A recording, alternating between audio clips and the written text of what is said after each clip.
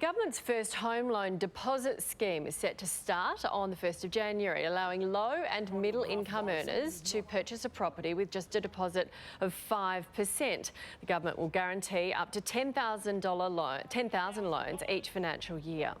A house gives people a sense that when they get older, they've got somewhere that they can rely on and a form of an asset they can convert into cash when they need it. Singles earning up to $125,000 per annum or couples earning $200,000 per annum are eligible. But the scheme also includes property price caps depending on where you buy.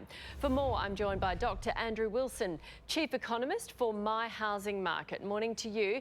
This was a pretty juicy election promise, wasn't it, for voters struggling to get into the housing market? Now we've got some detail. Will this scheme make a difference? Well, it'll certainly make a difference for those first home buyers that have been struggling, I guess, traditionally to get into our housing markets. It's interesting, of course, that when the scheme was introduced, of course, our housing markets were in a downswing, and now they've reversed, particularly in Sydney and Melbourne, where prices are growing strongly. We're also seeing a lot more first home buyers coming into the market as well in Melbourne and Sydney. So, look, the problem with any of these schemes is it brings forward demand, and with fixed supply, it can mean higher prices.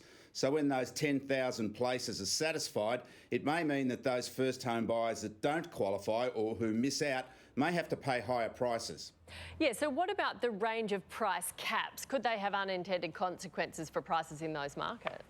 Well, I think they're pretty reasonable, those caps, and certainly they look at the median house prices as they stand in the capital cities and the major regions. I think, $700,000 in New South Wales, $600,000 in Melbourne is quite reasonable. But I do think that Melbourne and Sydney certainly have the potential to push up prices even stronger than they have been rising this year. And that's really bad news for first home buyers who do miss out on this particular bonus. OK, Andrew Wilson, thanks very much for your time this morning. Thanks, Nat. Thanks, Nat.